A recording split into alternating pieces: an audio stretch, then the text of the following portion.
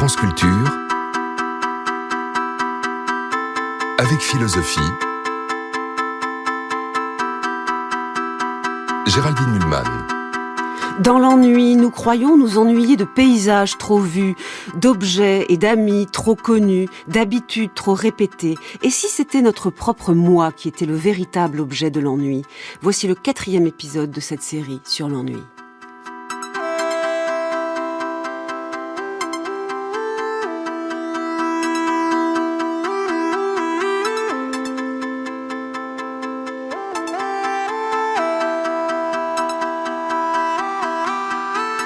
Le moi est haïssable, disait Pascal, et c'est à vrai dire tout l'âge qu'on appelle classique qui le disait avec lui. C'est à cet âge classique que s'est opposé plus tard l'âge romantique, où le moi est apparu au contraire comme une richesse à explorer. Cependant, comme nous l'avons vu dans le premier épisode de cette série, ce que le romantisme a aussi découvert avec le moi, c'est la force de l'ennui. Et si tout cela était lié, et si les classiques avaient eu raison depuis longtemps de nous détourner d'une intériorité en réalité exaspérante? Il me semble que c'est un peu le propos du philosophe Pierre Guénantia dans un livre qui vient de paraître aux Presses universitaires de France, intitulé « L'homme sans moi ». Essai sur l'identité. Pierre Guénantia, on ne saurait l'oublier, est un spécialiste des figures du sujet classique dans la philosophie du XVIIe siècle, un spécialiste de Descartes notamment, mais pas seulement. Aujourd'hui, il nous incite à mettre de côté l'ennui du moi pour retrouver la vitalité du je, J-E.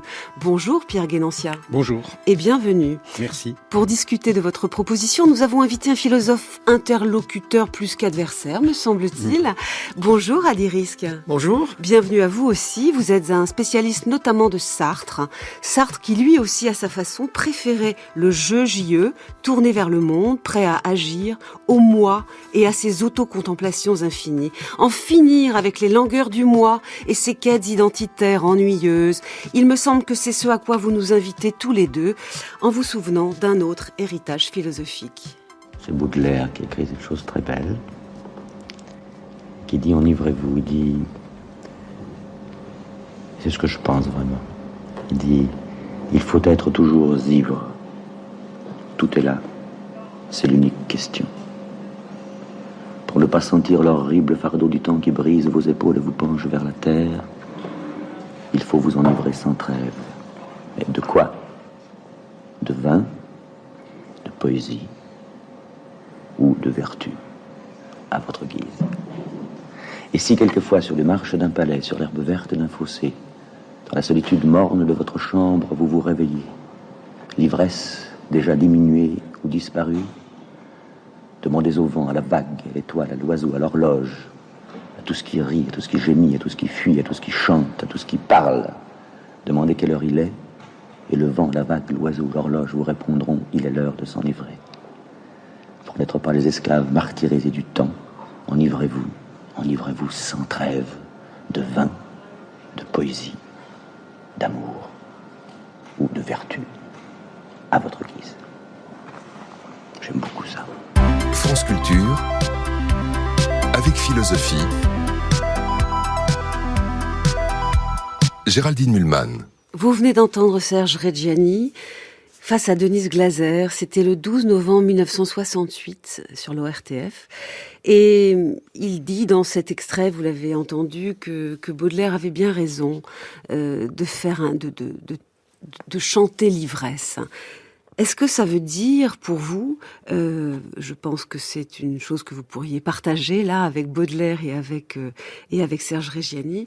Adi Risk, je vais commencer par vous. Est-ce que l'ivresse est notre seul échappatoire à l'ennui? Je dirais que l'ivresse, elle est une manière effectivement de préparer le dépassement de l'ennui, parce qu'elle rompt avec certains obstacles que nous nous sommes construits, certaines images, certaines fictions auxquelles nous nous identifions, et qui font que la subjectivité est hantée par ce qui n'est pas elle. Et donc de ce point de vue, l'ivresse permet de décloisonner la subjectivité et de la rendre à elle-même, c'est-à-dire un mouvement, une ouverture, un dépassement.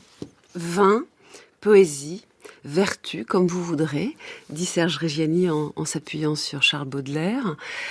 Ça signifie quand même un échec du moi tout seul face à lui-même, à Dirisque? Oui, d'ailleurs, je crois que dans cette émission, nous allons aborder profondément cette question.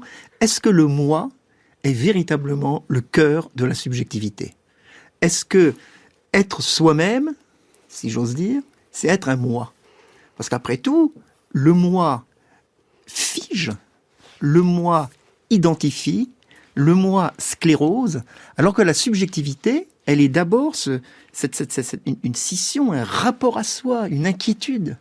Et donc, en ce sens, il faut peut-être sortir le moi de la subjectivité, et l'ennui peut être un symptôme de ce malaise, pour restituer au moi sa véritable existence, sa véritable liberté, qui n'est pas d'être prédéfinie par une identité dont il se surcharge. Je crois qu'il faut même opposer la subjectivité et l'identité comme l'identification. Alors, il me semble que c'est précisément votre thèse que vous allez nous exposer avec vos mots à vous, Pierre Guénancia, dans ce livre donc qui vient de paraître au PUF, L'homme sans moi, essai sur l'identité. Revenons quand même encore un instant à Serge Reggiani et à Baudelaire. Pensez-vous, vous aussi, que sans l'ivresse, alors évidemment il y a une provocation un peu baudelairienne et reggianienne qui est de dire que l'ivresse c'est aussi la vertu, c'est le vin bien sûr, mais aussi la poésie, sans l'ivresse, le moi est perdu, et peut-être que le moi n'est pas si intéressant que cela. Oui, ça, bien sûr, je suis tout à fait d'accord avec ça. Il n'est pas intéressant dans la mesure où il s'intéresse de manière très proche et de façon très constante à lui-même, justement. Ce qui fait son caractère ennuyeux, si je puis dire, c'est justement l'intérêt qu'il porte à lui-même. Le caractère de spéléologie, en quelque sorte, que le sujet fait pour accéder à son moi profond, à son moi intime. Et il y a toute une tradition à la fois littéraire et philosophique pour qui c'est d'une certaine manière notre destin, notre devoir que de devoir justement procéder à une sorte d'inspection, de savoir qui on est. C'est une vaste question. Qui suis-je? Et je pense que cette question, elle est factice. Qui suis-je? Je pense que la question que suis-je, ce qui est la question cartésienne au fond, Descartes ne dit jamais qui suis-je, il dit que suis-je, et je suis une chose qui pense, c'est-à-dire un entendement, c'est-à-dire quelque chose de continuellement ouvert sur de toute autre chose que le moi, dont on peut dire, c'est en tout cas la thèse de départ de mon livre, dont on peut dire qu'elle est au fond une construction de l'anthropologie moderne. C'est-à-dire que les penseurs, les immenses penseurs que sont Hobbes, que sont Pascal, que sont Locke, ont eu besoin de construire en quelque sorte un concept du moi pour considérer l'individu dans son isolement par rapport aux autres. Avant de constituer... solitude morne de votre chambre, c'est une expression que Pascal a utilisée, mais là, dans l'extrait qu'on vient d'entendre, Reggiani l'évoque avec Baudelaire. Solitude morne de votre chambre. Et ce qu'ils disent tous deux, si j'ose dire, Reggiani et Baudelaire, c'est pas seulement que c'est pas intéressant, c'est d'abord que c'est insupportable.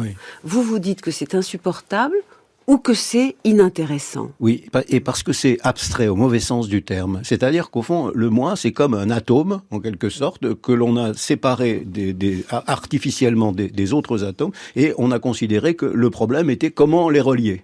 Alors que je pense que le vrai problème, il est l'inverse. C'est-à-dire, on part du commun, on part de ce qu'on partage, de ce qui est, par exemple, les idées qui sont dans mon entendement, elles sont pas ma propriété, elles sont pas des images de moi-même, elles sont les idées de tout le monde. C'est ce qu'on a appelé le sens commun. Et donc là, c'est encore autre chose, mais c'est pas que c'est inintéressant, c'est que ça n'existe pas vraiment. C'est ça, exactement. J'essaye de comprendre le fond de votre tête. C'est une construction factice. C'est une construction factice, mais qui a la vie dure, comme souvent les constructions factices d'ailleurs. C'est une construction factice et qui permet d'une certaine manière de construire notamment des théories comme celle de l'individualisme, du libéralisme, où c'est chacun pour soi, où le soi est exalté dans sa différence et dans sa singularité. Alors que je crois que il n'y a pas d'exaltation à faire de la différence et de la singularité dans la mesure où elle est partagée. Comme dirait Descartes, le bon sens est la chose du monde la mieux partagée. Je crois que le moi aussi, c'est la chose du monde la mieux partagée.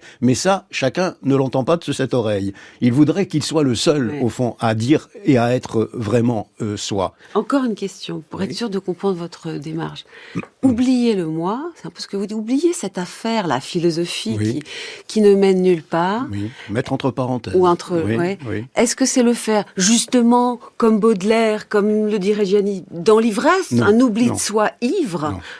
Ou c'est autrement, mais alors comment? Tout à fait. Non, c'est tout à fait autrement. C'est-à-dire que c'est par la raison, par la réflexion, par aussi le sentiment de l'autre et de ma commune nature avec cet autre que je dépasse le moi. C'est pas par l'ivresse. C'est-à-dire, il s'agit pas d'échapper au moi comme un poison. Il s'agit de comprendre que c'est une fiction. Et que cette fiction nous sert d'une certaine manière d'abîme, ou une image spéculaire dans laquelle on s'abîme et où on croit éternellement que le seul problème c'est de savoir qui on est, que le problème c'est de se débrouiller chacun pour soi, c'est l'individualisme sauvage, mais c'est aussi le communautarisme, on y reviendra peut-être, parce que je crois que la grande figure du moi c'est la communauté. Voilà. Et puis c'est la question de l'identité sous ses formes. Dans ce deuxième temps, mais au fond le but de mon livre c'est d'arriver à cela. Et de critiquer cela, et de critiquer le fait que le modèle de la communauté c'est le moi. Adiris, votre commentaire de la thèse là de Pierre Guénantia. Je suis plutôt d'accord et j'irai même un peu dans le même sens. Et moi, je commencerai par dire que il faut en finir avec l'intériorité, le mythe de l'intériorité, en plaçant au centre de cet espace intérieur le moi, l'ego. Parce que d'abord, l'intériorité, c'est une notion spatiale. Vous avez 4 murs, une chambre, et à l'intérieur, vous allez parler à l'intérieur de la chambre par rapport à ces 4 murs. La subjectivité, ça ne peut pas être une intériorité. Et le moi, si vous voulez, peuple une intériorité fictive. Il faut quand même comprendre que quand je dis moi, j'ai tendance à vouloir, comme ce que vient de dire Pierre, ressaisir une identité profonde, presque le noyau essentiel de mon être. Mais ça n'existe pas. Il faut quand même comprendre que la subjectivité est rapport à elle-même. Elle ne peut pas être consciente de quelque chose sans être de cette façon conscient de soi, mais la subjectivité est fondamentalement rapport à autre chose. Rapport à autre, autrement dit, au cœur de la subjectivité, et beaucoup de philosophes contemporains nous expliquent cela, vous rencontrez la transcendance, c'est-à-dire la transcendance vers autrui et vers le monde. Vous ne parlez pas nécessairement d'une transcendance, parce que le mot est souvent très employé pour dire cela, une transcendance de type divin. Oui. Vous parlez de la transcendance du monde lui-même, du mouvement de sortir de soi vers autrui et vers le monde. C'est-à-dire de tout ce qui est extérieur. Voilà. Et donc aller vers l'extérieur. Une clôture du moi sur lui-même qui se retrouve avec cette métaphore de la chambre où on est tout seul, c'est une illusion, mais finalement, ce que vous dites, c'est très bien que ça nous ennuie. Oui. Comprenons à quel point ça nous ennuie, parce que ça n'a aucun intérêt. Et en fait, nous brassons là une illusion. C'est ça que vous dites aussi, Adiris. Tout à fait. Et même, je dirais, au fond, une chose qui a une identité qui est en elle-même, ce sont précisément les choses matérielles. Le propre d'un esprit, le propre d'une subjectivité, c'est de manquer et d'être rapport à autre chose. Donc finalement, on détruit la subjectivité, finalement, en l'assignant à ce que Sartre nomme dans un texte des Cahiers pour une morale, l'idole sanglante du moi. L'idole sanglante du moi qui empêche d'être au monde, d'être à autrui et d'être à l'action. Alors la solitude, seul dans une chambre, seul dans une barque, sur un lac, seul avec soi-même, c'est pourtant un motif qui intéresse nos contemporains, même si en général ils nous disent aussi en même temps que c'est difficile. Et le Covid, avec ces moments de confinement, a très nettement stimulé cette quête un peu de solitude, de recherche du moi. Écoutez cet extrait de l'émission Street Philosophie sur Arte en août 2022. À quoi tu penses quand tu te retrouves tout seul comme ça? À tout et n'importe quoi. À ma vie. Il y a des fois où je me dis, mais pourquoi est-ce que tu fais ça? Je réfléchis beaucoup en fait. Parfois je me parle à moi-même. Tu fais de l'introspection? Je pense que la solitude me permet d'être davantage présent à moi-même. Et puis c'est chouette d'être dehors et d'avoir l'horizon comme seul vis-à-vis. On ne voit pas ça en ville. C'est comme ceux qui vont à la pêche et restent assis pendant des heures au bord de l'eau. Ils le font moins pour attraper des poissons que pour se poser et se retrouver en quelque sorte avec eux-mêmes. Et parfois ça mord. Oui, ça arrive. Mais ce n'est pas ce qui compte. C'est pareil pour moi. Ton hobby, c'est vraiment un passe-temps de solitaire. Oui. Tu sais, en fait, je ne reviens jamais par le chemin que j'ai pris en venant. Si je partais avec quelqu'un qui n'est pas du même avis que moi sur le parcours qu'il faut prendre, il faudrait que je tienne compte de son point de vue. C'est pour ça que je préfère partir seul. Je pense que la solitude me permet d'être davantage présent à moi-même, dit cette personne, interrogée au moment des confinements liés au Covid. Valorisation très classique, enfin en vérité plutôt romantique que classique, de la solitude. Cette phrase n'a pas de sens pour vous, Pierre Guénantia ? On n'est pas présent à soi-même. Si, elle a du sens. Écoutez, je ne serais pas cartésien si elle n'avait pas de sens, parce que Descartes s'isole dans son poêle pour méditer. Mais justement, il est rien moins que seul, au sens ontologique du terme. Il est seul au sens spatial et du terme, mais ontologiquement, il conçoit des idées, il pose des problèmes, il ne se rapporte pas à lui-même, il ne cherche pas à savoir qui il est, lui Descartes et pas un autre. Il cherche à savoir, au fond, quel est le rapport entre l'être et le non-être, quel est le rapport avec Dieu, qu'est-ce que mon idée peut être vraie. Bon, autant de problèmes que n'importe qui peut se poser. Donc, c'est une solitude, en quelque sorte, à plusieurs, si je puis dire, virtuellement. C'est ça qui est intéressant dans la pensée, c'est que quand on pense, on se met à la place de tout le monde, ou on met tout le monde à notre place, même si on le sait pas. Parce que on cherche quelque chose de vrai, on cherche pas quelque chose d'authentique ou qui ne se rapporte à soi et qu'à soi. On cherche quelque chose de vrai, c'est-à-dire d'universel. Donc la démarche vous intéresse, d'essayer d'être présent à soi-même, mais vous en tirez des conclusions très différentes de celles qu'on entend habituellement, du genre c'est mon moi vrai que je vais toucher, sentir.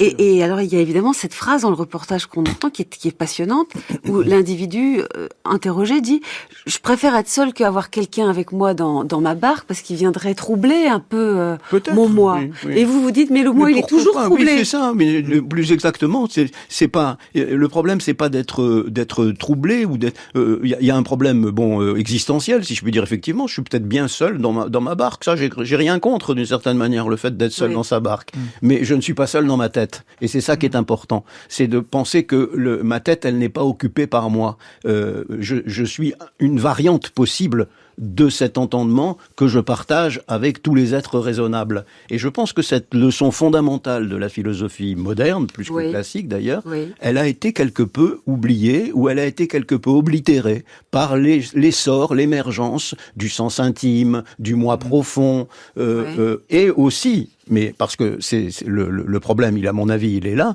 d'un nous communautaire, c'est-à-dire d'un nous qui a la forme d'un moi, mais d'un grand moi, d'un super-ego, et qui, d'une certaine manière, ne considère que lui. Et ce nous communautaire que vous évoquez, il signifie bien que pour des personnes qui cherchent le moi profond, si c'est le nous communautaire qu'ils trouvent, ils ne sont plus tout seuls. Il y a bien autrui ou quelque chose comme autrui dans leur tête. Oui. Je crois pas. Ça c'est intéressant. Je crois pas. Je crois pas qu'il y a autrui dans leur tête. Je crois qu'il y a les autres moi. Je crois qu'il y a nos semblables, il y a nos frères, nos compagnons, nos camarades. Tout ce langage, au fond, de l'affectivité qui remplit d'une certaine manière la politique moderne ou l'idéologie moderne, et qui consiste à considérer les gens non pas individuellement, singulièrement, et singulièrement, exactement, singulièrement et universellement, car c'est à mon avis, deux faces de la même chose, mais à les considérer dans des appartenances, dans des logiques de l'appartenance, nation, communauté, ethnie, croyance, etc., etc.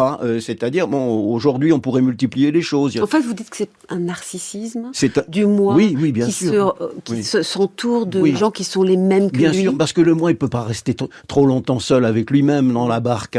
Il faut qu'il s'imagine être être plusieurs, c'est-à-dire, mais plusieurs les mêmes, plusieurs qui sont les mêmes. D'accord. C'est-à-dire, il agrandit d'une certaine manière la sphère du même. Et de ce point de vue, en se mettant dans cette sphère du même, d'une certaine manière, il peut alors légitimement se contempler. C'est ça une communauté. C'est ce qui permet au moi de s'aimer plus que tout à travers justement cette communauté. Qu'est-ce que vous en pensez, Adiris? Je crois que dans un premier temps, je dirais que la solitude, il faut vraiment s'entendre dans ce qu'on voit derrière la solitude. Oui. Parce que cette présence à soi que l'on peut trouver dans la solitude, et moi je dirais qu'il faut bien comprendre qu'elle s'oppose à une expérience sociale de la solitude. Il ne faut pas croire que le monde de l'appartenance soit un monde véritablement intersubjectif. Non. C'est un monde de solitude Bien sûr. partagée. Et de solitude À plusieurs. à plusieurs, Oui, oui. ça signifie qu'on se reflète dans certaines préoccupations, dans certaines exigences, dans certains affects, et finalement on immole sa propre subjectivité, son propre élan d'être à cela. Autrement dit, il y a une forme de vie sociale qui est, à mon avis, le comble de la solitude, au sens de l'essolement. De l'essolement et de la désolation. Et le nous. Et de la désolation à plusieurs. Oui. Et donc, il y Mais a le nous est-il Oui. le nous qu'on a dans la tête quand Oui. dont on vient de parler avec Pierre Guénantia, ce nous communautaire, Oui. ce nous de la nation, de l'ethnie, de la communauté, je n'en sais rien, je reprends les mots là de Pierre Guénantia. Ce n'est pas pour vous une vraie intersubjectivité, ce n'est pas un vrai rapport à autrui. Vous dites la même chose que Pierre Guénantia. Voilà. C'est Parce qu'il y a une pas de construction nous, narcissique. Il n'y a personne qui dise nous, je ou je, nous là-dedans. Il y a finalement un nous indifférencié qui, je dirais, aspire les subjectivités.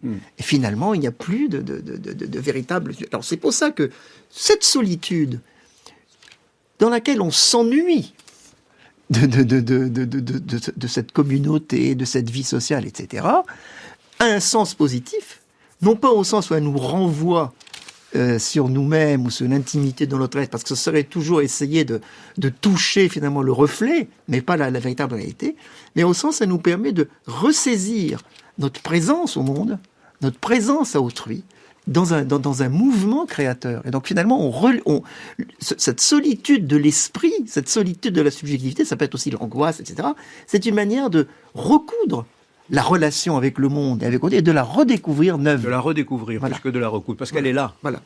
Et c'est ça que le moi oblitère, c'est cette relation fondamentale aux autres, ce que Leibniz appelait le lien substantiel. Voilà. C'est-à-dire... Et donc oui. c'est bien de s'ennuyer de soi-même, parce que ça veut dire que on a compris que le jeu, JE, n'a pas de salut dans la stricte intériorité. Bien Il sûr. doit entrer dans le monde. Mais le Et- jeu, c'est une interlocution. Voilà. Je s'adresse à Je un fais, tu, je pense, s'adresse je veux. à un nous, à un il au pluriel. Le jeu est par définition interlocuteur, alors que le moi est quelque chose de presque de chosique, presque Voilà. de réifié. Vous voyez, c'est une sorte comme une image dans laquelle on s'abîme, une idole au fond. Voilà. Hein, c'était Alors maintenant, vous touchez à un point qui est très important et qui est enfin. présent dans votre livre. Bon, il y en a plein d'autres, mais qui est cette notion d'idole. Ce que vous osez dire, c'est que nous souffrons aussi, peut-être je simplifie un peu, Ouais. mais bon, il faut bien Oui, bien commencer sûr, bien par sûr, quelque bien part. sûr, ouais. Cette idée d'un moi qui s'auto-contemple avec tout ce que ça peut avoir d'impasse pour vous, vous nous dites que ça vient beaucoup de la tradition chrétienne, que ça vient notamment chez Augustin, l'idée d'une exploration du moi, avec peut-être certes de la douleur, mais enfin l'idée que ce soit une valeur, et c'est quand même quelque chose que vous critiquez, Oui. vous nous rappelez que ça vient un peu du christianisme, c'est ça ? Écoutez, c'est un peu embarrassant cette question parce que j'ai pas eu ce sentiment. Je crois pas l'avoir écrit dans le livre, mais il est possible que certaines références très très très limitées à Augustin, mais alors beaucoup plus importantes à Pascal, le justifient. Et que effectivement, mais la situation de Pascal est difficile parce que d'un côté, c'est lui qui construit Oui. le concept un petit peu réifié du moi. C'est le premier à dire le moi, à nominaliser Oui. le moi. Descartes ne le dit pas. Hein. Le moi. mais c'est aussi celui qui en fait la critique la plus radicale. Puisqu'il dit le moi est haïssable. Oui, il est haïssable. Très complexe, oui. Mais le moi n'est plus haïssable lorsque le moi se fond dans la communauté, ce que Pascal appelle la communauté des membres pensants, c'est-à-dire l'Église, le corps du Christ. Et à ce moment-là, il se rachète, si je puis dire, d'un amour-propre mal placé, en aimant à travers la personne de Jésus ou de l'Église, en aimant d'une certaine manière lui-même, mais d'une façon légitime, puisqu'il ne fait pas que s'aimer lui-même. Et donc, il y a quelque chose comme un marché de dupes dans cette... parce que c'est une critique magnifique du moi. Qui est comme la vôtre. En fait, vous vous appuyez un peu sur Pascal. Oui. Et donc, vous trouvez qu'il a tourmenté, là, peut-être la tradition mystique chrétienne qui finalement ne trouvait pas que le moi était si haïssable que ça. Bien sûr, il fallait aller le creuser pour comprendre la misère, la misère de l'homme face à Dieu. Il faut bien creuser son moi pour trouver ça. Oui, bien sûr. Et c'est pas ce que dit Pascal exactement. C'est pas ce que dit Pascal. Non. Il y a chez Pascal une très grande lucidité vis-à-vis justement de ce que les théories modernes qu'il connaît, de la loi naturelle, de la théorie du contrat social, si on peut dire, du pays. Il connaît Hobbes. Bon, il a lu des choses comme ça. Et il voit bien que, en un sens, le moi est en train de devenir une idole. C'est-à-dire, il est en train de devenir le principe, l'alpha et l'oméga de la société ou de la relation des uns aux autres. Et à cela, il veut opposer, justement, une relation qui inclut le moi et l'autre dans un tout, une totalité, dans laquelle nous ne sommes ni moi ni autre, mais alors on va creuser un membre. Parce que effectivement, la formule vient de lui, le moi est haïssable, et donne l'impression que voilà, avant vous, il va déjà dans votre direction. Ne nous, si je puis dire, merci, mais bon. Ne nous autocontemplons pas trop. Et pourtant, il y a aussi chez Pascal un texte extrêmement célèbre où il critique le fait que l'homme soit incapable de rester seul avec lui-même. Bien sûr. Et donc ça, je voudrais comprendre, ça me paraît un petit peu contradictoire. Je vous propose qu'on analyse ce point. Écoutez ce texte très célèbre de Pascal dans Les Pensées.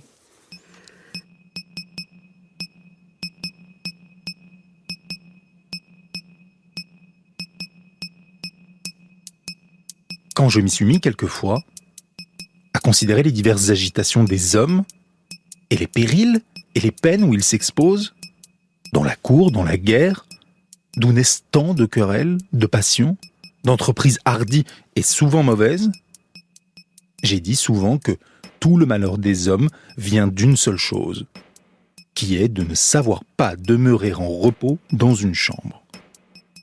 Un homme qui a assez de bien pour vivre, s'il savait demeurer chez soi avec plaisir, n'en sortirait pas pour aller sur la mer ou au siège d'une place.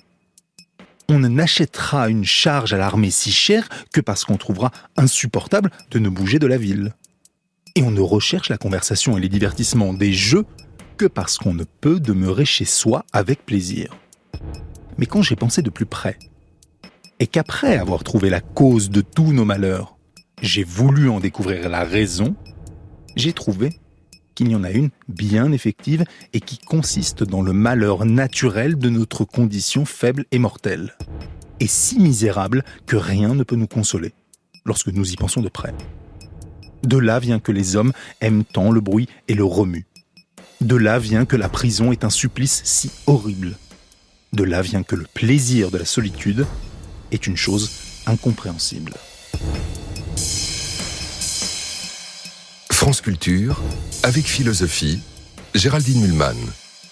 S'ennuyer de soi-même, c'est de cela que nous parlons ce matin avec Adi Risk et Pierre Guénancia. Pascal, dans ce texte extrêmement célèbre que vous venez d'entendre, nous dit que nous ne sommes pas toujours capables de nous confronter à nous-mêmes dans la solitude d'une chambre. Et pourtant, c'est le même Pascal qui nous dit que ça n'a pas énormément d'intérêt, ce face-à-face avec soi, puisqu'il dit que le moi est haïssable. Je ne comprends pas. Pierre Guénancia, expliquez-moi. Et qu'est-ce qu'il veut ? Qu'est-ce qu'il veut ? Il veut l'homme dans le monde ? Là, il le critique, il dit que c'est du divertissement. C'est très cohérent. Pascal est un grand stratège sur le plan philosophique et conceptuel. Donc, les textes sont tout à fait complémentaires. Ce qu'il dit dans ce magnifique texte sur le divertissement, c'est que l'homme ne peut pas supporter le tête-à-tête avec lui-même, mais pas avec lui-même subjectivement considéré, avec la condition humaine dont il est un échantillon, si je puis dire. C'est-à-dire la mortalité, le temps qui fuit. Pascal a des mots terribles sur c'est horrible de sentir que tout s'écoule, que tout ce à quoi on a tenu disparaît, s'engloutit, qu'il y aura plus rien, etc., etc.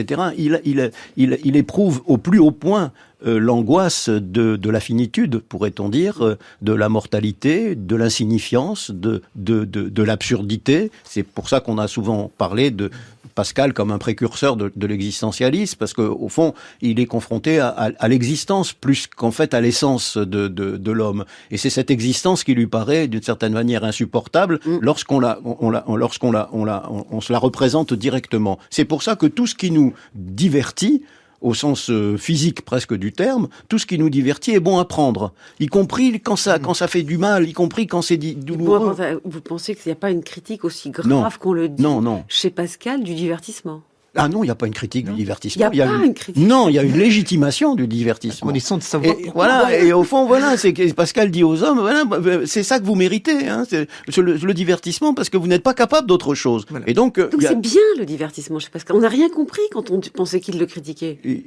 Il ne le critique pas, il en explique la raison, comme on le dit dans le texte, hein, non pas la cause, mais la raison, hein, c'est-à-dire le principe. Et ce principe, il tient justement à l'impossibilité pour l'homme de s'accepter sans Dieu. Donc il ne dit pas à Dirisque, vous qui connaissez bien l'existentialisme, le lien vient d'être fait à l'instant entre Pascal et l'existentialisme, de Sartre notamment. Il n'y a pas chez Pascal de culte de la solitude, il ne nous adresse pas une injonction à réussir enfin à rester seul dans une chambre. Il nous dit ça n'est pas possible et ce n'est pas si mal que ce soit impossible. En fait, c'est une sorte d'expérience critique que propose Pascal. C'est-à-dire que l'impossibilité de rester dans la chambre révèle simplement que nous ne trouverons pas notre moi, notre être, notre substance ou notre assiette véritable. C'est que l'individu est une absence. Et donc, en ce sens-là, est absence à lui-même. Il y a une sorte de vide d'être au cœur même de l'individu. Oui, mais il faut quand même. Et donc, c'est pour ça qu'il y a du divertissement. C'est pour ça qu'il y a du divertissement. Mais le problème, c'est que nous n'en savons pas la raison. Nous n'en savons pas la raison. Et nous croyons que ce sont les choses qui nous attirent, que c'est ceci, le pouvoir, etc. Alors que ce sont simplement des créations de l'imagination pour venir peupler d'un être d'emprunt une absence fondamentale à soi. Et cette absence fondamentale à soi, pour Pascal, elle ne peut être remplie, elle ne peut trouver de plénitude que dans le rapport à Dieu. Mais voilà, effectivement... Mais quand même, le divertissement est négatif dans ce texte. Ou alors, franchement, on n'a rien compris depuis très longtemps. Il critique quand même nos divertissements faciles. Le divertissement où l'on sert à s'oublier complètement. Oui. Voilà. On n'a pas le choix. Voilà. On n'a pas le choix de ne pas se divertir. Y compris quand on fait de la géométrie. Comme lui. Il faut en connaître la raison. C'est encore un divertissement. Voilà. Le seul choix, si je comprends bien, c'est si on arrive à rester un petit peu quand même dans une chambre, de comprendre qu'on n'est pas là, présent complètement à soi-même, qu'au fond, il y a une transcendance, pour reprendre votre mot à vous, à Dirisque, mais celle-là, c'est la transcendance divine, c'est ça. Donc on n'est jamais tous dans la clôture du moi. Voilà, ça peut être la transcendance divine, mais ça peut être aussi le mouvement de transcendance de l'existence, qui est effectivement de ne pas pouvoir se rabattre sur elle-même. Et simplement d'être au monde, mais d'être au monde avec une certaine lucidité, pas du tout pour se raconter des histoires, ce que dans un dialogue qu'on pourrait imaginer entre Pascal et Sartre, serait la mauvaise foi de l'homme, qui essaie de se duper. Le moi, c'est une création de la mauvaise foi. Bien sûr. Donc le moi se raconte plein d'histoires qui lui permettent d'oublier son vide. Voilà. C'est ce que Pascal semble dire, dites-vous, vous deux, mais aussi Sartre. Vous venez encore à l'instant nous le préciser à Dirisque. Eh bien, on va l'écouter, Sartre. Texte célèbre dans La nausée, ce livre de 1938. Douleur de la solitude. Vous allez m'expliquer ce qu'il y a dans cette douleur. Il parle même d'ennui. Oui.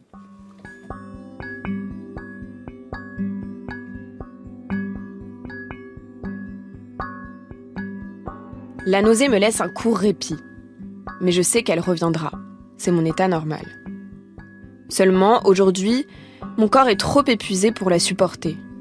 Les malades aussi ont d'heureuses faiblesses qui leur ôtent, quelques heures, la conscience de leur mal. Je m'ennuie, c'est tout. De temps en temps, je bâille si fort que les larmes me roulent sur les joues. C'est un ennui profond, le cœur profond de l'existence, la matière même dont je suis fait. Je ne me néglige pas, bien au contraire. Ce matin, j'ai pris un bain, je me suis rasée. Seulement, quand je repense à tous ces petits actes soigneux, je ne comprends pas comment j'ai pu les faire. Ils sont si vains. Ce sont les habitudes, sans doute, qui les ont fait pour moi. Elles ne sont pas mortelles. Elles continuent à s'affairer, à tisser tout doucement, insidieusement leur trame. Elles me lavent, m'essuient, m'habillent, comme des nourrices.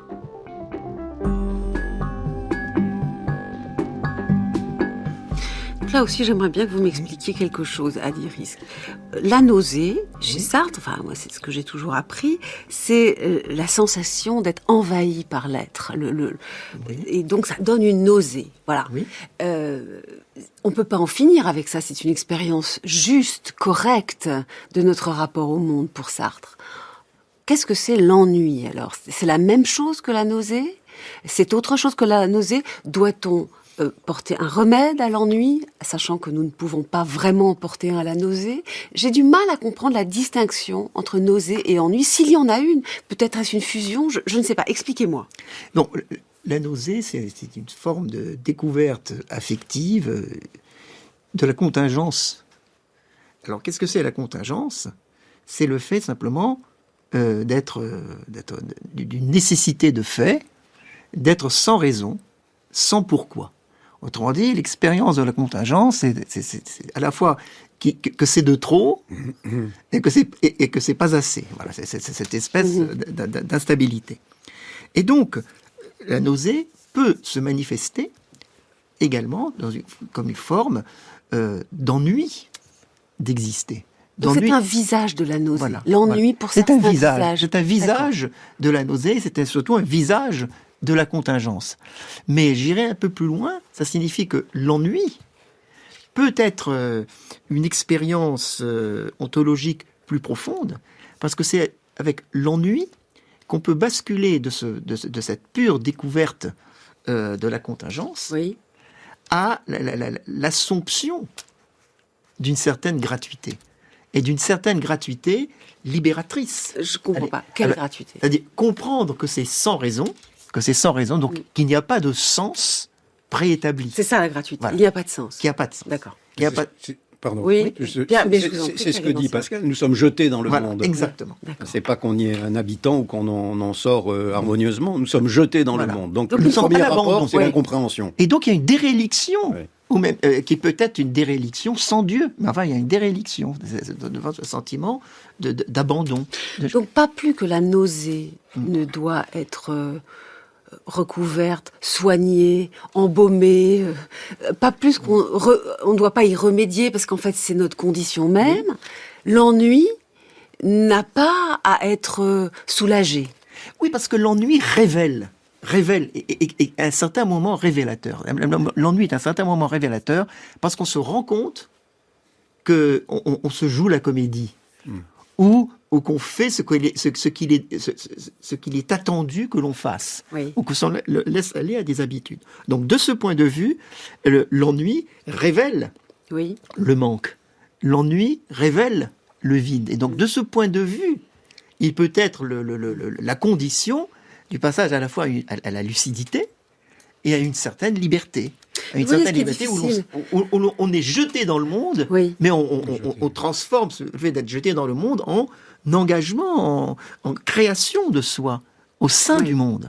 Donc c'est pénible, mais c'est une chose positive au sens où philosophiquement c'est bien de comprendre que nous nous ennuyons. Mais c'est ça qui est difficile à comprendre parce que les romantiques pensent tout le contraire, c'est-à-dire qu'il faut rester dans son moi, explorer intérieurement qui nous sommes, etc. Ils pensent aussi que l'ennui est une belle chose, que c'est finalement cela que nous trouvons. Donc tout le monde dit un peu la même chose, mais c'est les conséquences qu'on en tire qui sont différentes.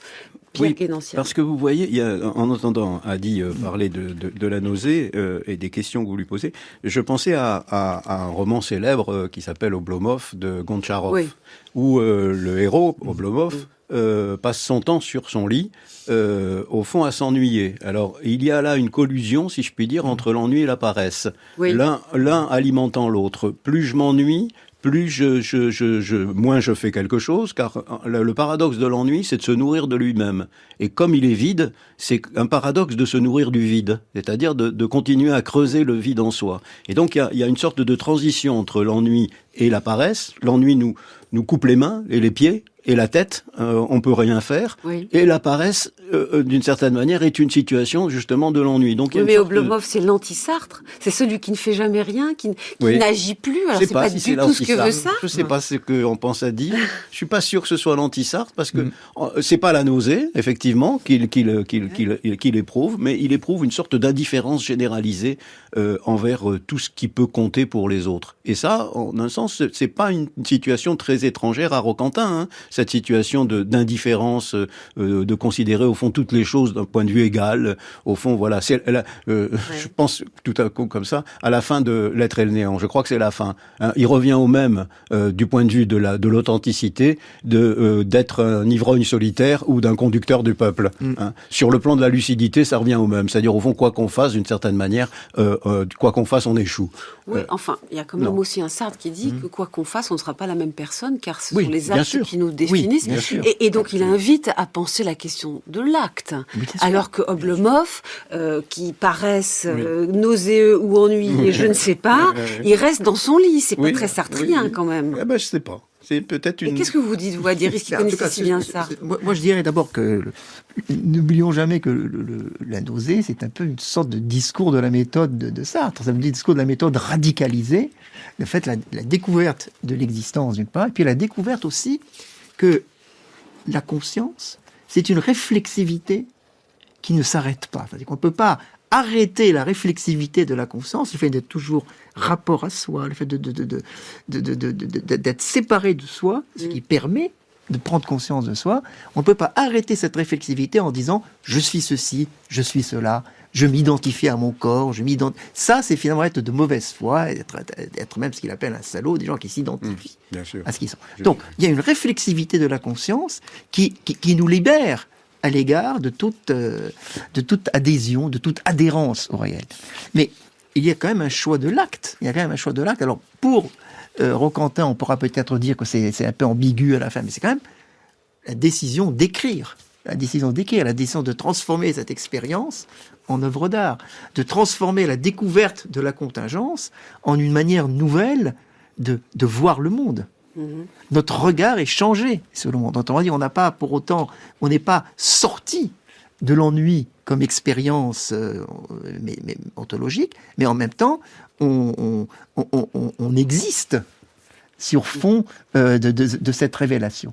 Je crois que c'est ça l'essentiel. Autrement dit, il y a un acte, il y a une libération, et il y a cette idée que la subjectivité doit à la fois si j'ose dire, se désaliéner d'elle-même, comme elle se désaliène du monde ou d'un certain nombre d'attachements. Parce qu'au fond, c'est la même chose.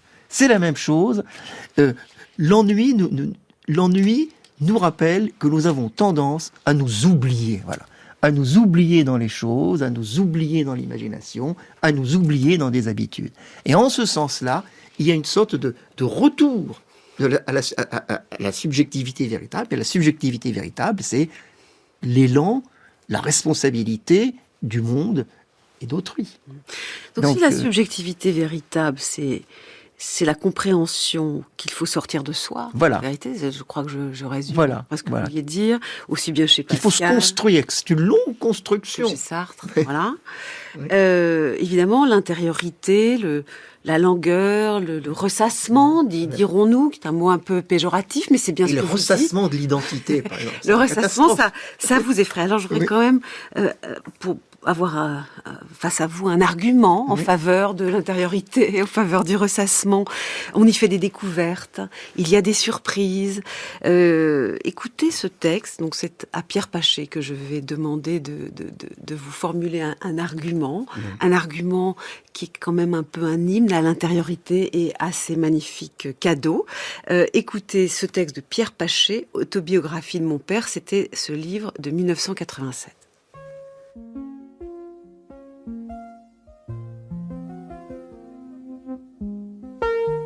Dans l'enfance, je m'ennuyais beaucoup.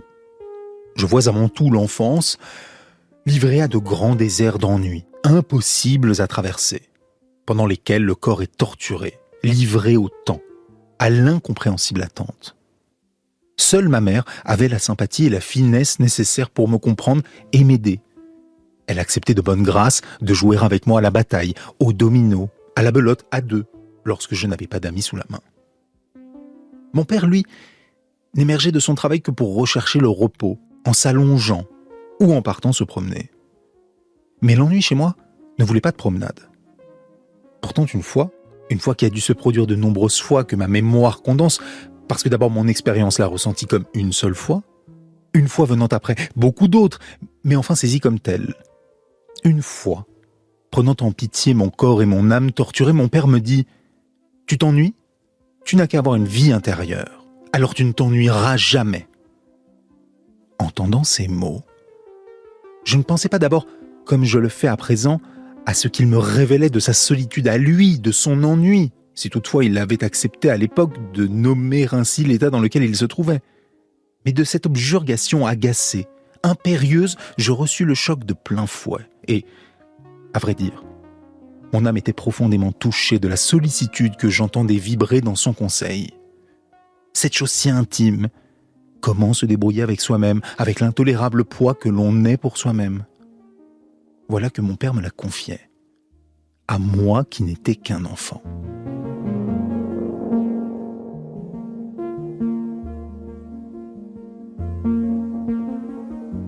Alors je n'ignore pas que ce texte de Pachet offre plusieurs lectures, il y a plusieurs couches là. Mais quand même, à première vue, ce qu'il nous dit, c'est que la vie intérieure, la vie intime, ça existe, il s'y passe des choses. Heureusement. Et ça vaut la peine de la creuser. Et c'est le cadeau que lui a fait son père en lui disant que ça existe. Et vous nous dites, mais non, cette clôture intérieure est une illusion, est une fiction, et ne fait que, par la douleur qu'elle suscite en nous pousser à en sortir. Mais Pachet ne dit pas cela, a-t-il tort ? Non, mais c'est un très beau texte d'ailleurs. Mais je ne crois pas qu'il y ait une opposition entre la vie intérieure et le moi, enfin, ou la critique du moi. Critiquer le moi, comme je le fais dans ce livre, ou critiquer l'idole du moi, la construction, à mon avis, artificielle et factice du moi, ça n'est pas... ça n'est pas interdire la vie intérieure ou le retour sur soi, pas du tout, dans la mesure où la vie intérieure, c'est celle dans laquelle, justement, chacun d'entre nous prend conscience de la diversité des choses, de la connaissance, du monde, enfin bon, de tous les thèmes métaphysiques ou physiques qu'on voudra dire. C'est dans la vie intérieure. La vie intérieure, c'est pas une vie en retrait par rapport au monde ou par rapport aux autres. C'est une vie de concentration. C'est pas une vie de réclusion.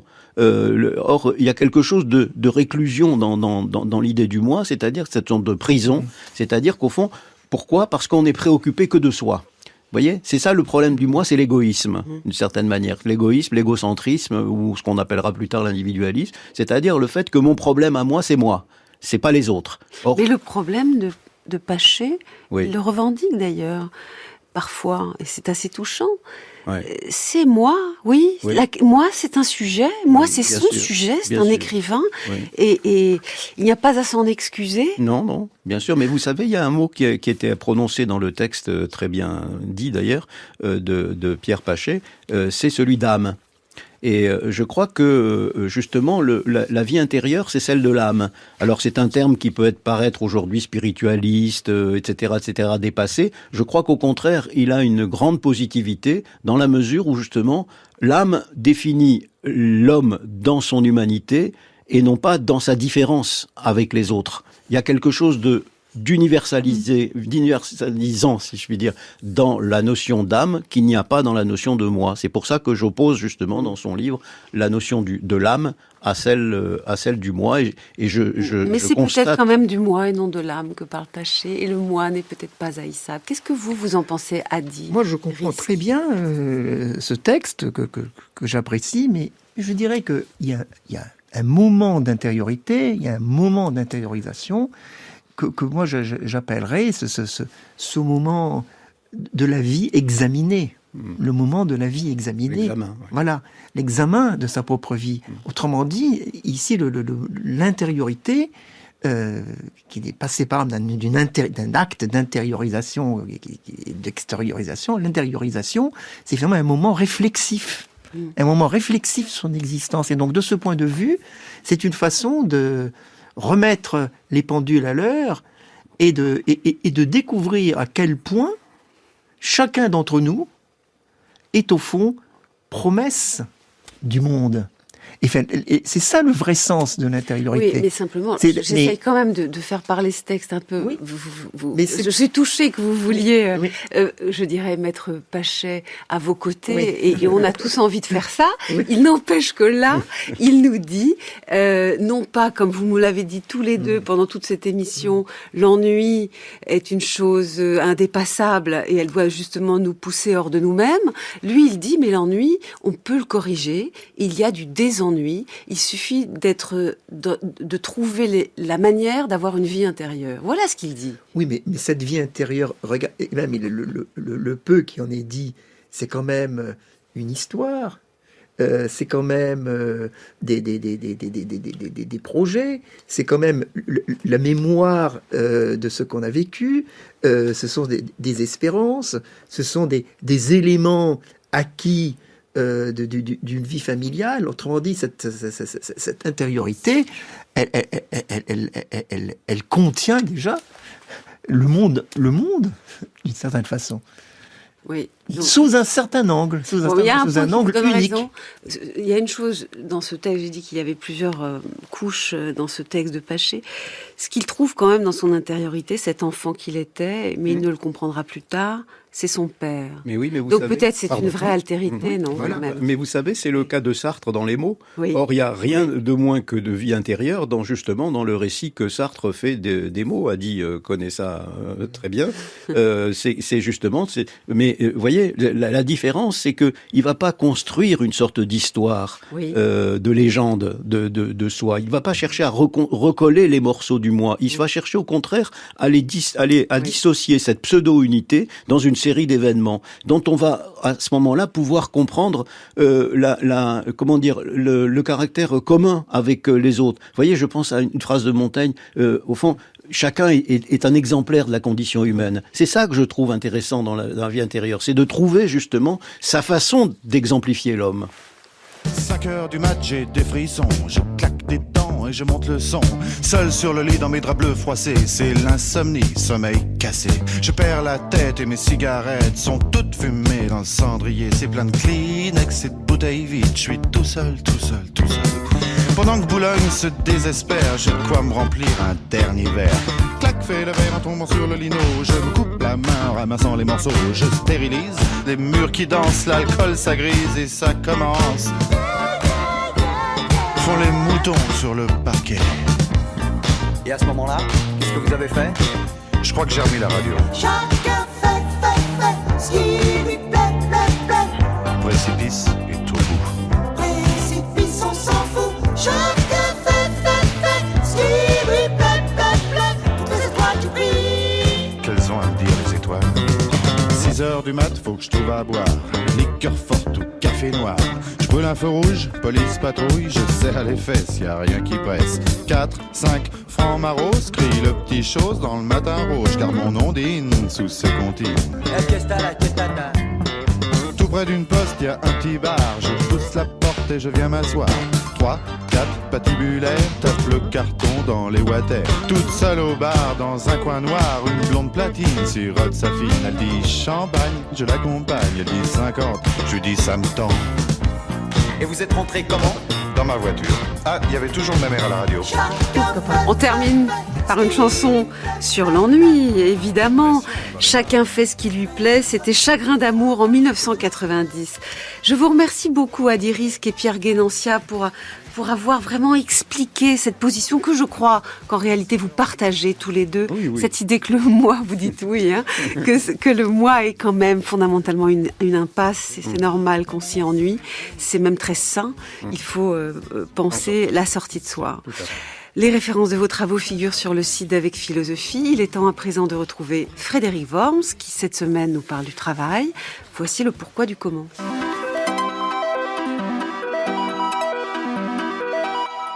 Pourquoi avons-nous besoin de temps libre ? Nous avons tous une image de la servitude moderne, de la servitude du travail aliéné, des extrémités même de l'aliénation dans le travail. Et cette image, c'est celle de Charlot dans les temps modernes. Or, quelle est cette aliénation, le signe de cette aliénation qui n'a rien de secondaire, mais qui a quelque chose de fondamental ? C'est évidemment Charlot pendu à une horloge. C'est Charlot dans son usine, entièrement soumis à un règlement dont le temps, dont la mesure temporelle, dont le fractionnement temporel, dont l'obsession temporelle est une dimension non pas secondaire, mais fondamentale. Le temps comme encadrement conscient des actions humaines en raison des urgences de la vie, en raison d'une norme du résultat, à quelque chose d'inévitable évidemment dans la vie humaine. Quand nous regardons une horloge, c'est pour répondre à un besoin vital. Quand il y a une urgence vitale, le tic-tac de l'horloge nous accompagne comme une sorte de double peine. Et dans l'expérience du travail, évidemment,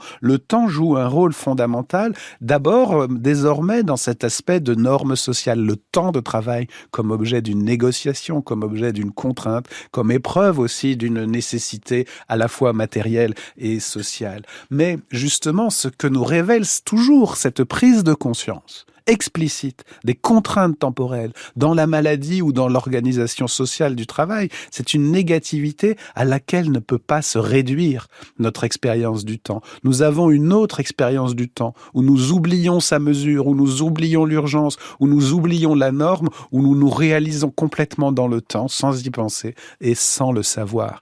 C'est pourquoi finalement cette norme temporelle du travail peut désigner le comble de son aliénation et c'est pourquoi finalement les négociations sur la qualité du travail portent beaucoup sur le temps de travail, sur la place du travail dans la vie humaine, l'âge aussi du départ en retraite, une sorte de perspective temporelle qui fait que nous avons besoin de temps libre et nous devrions appeler temps libre non pas le temps du loisir, normé aussi par des minutes et des chronomètres, mais plutôt un temps pour des activités où nous oublions le temps. Le temps de la liberté, c'est aussi le temps où nous faisons des choses sans penser au temps et nous en jouissons sans le savoir. Mais il y a encore une dimension qui est essentielle pour penser cette liberté du temps, cette liberté dans le temps. C'est justement l'expérience de ce temps libre dans le travail lui-même, comme dans le soin, comme dans l'éducation. Dans l'heure de cours, un bon cours de n'importe quelle discipline, c'est le cours où nous oublions le temps de l'horloge, où nous ne cherchons pas à aller dans la cour de récréation, mais où nous nous absorbons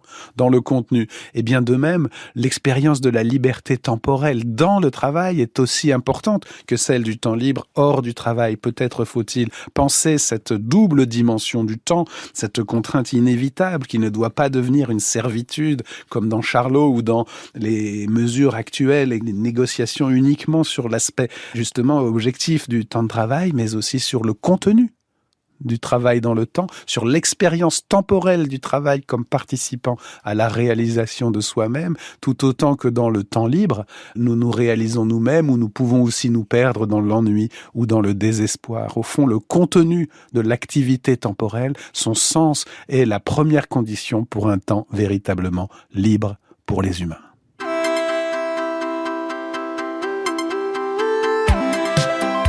Cette émission a été réalisée par Riyad Kera avec à la technique Grégory Wallon. Elle a été préparée en particulier par Anna Fulpin et toute l'équipe d'Avec Philosophie, Carla Michel, Chaïma Giboire, Marine Boudalier et Antoine Ravon. Vous êtes bien sur France Culture, vive la curiosité.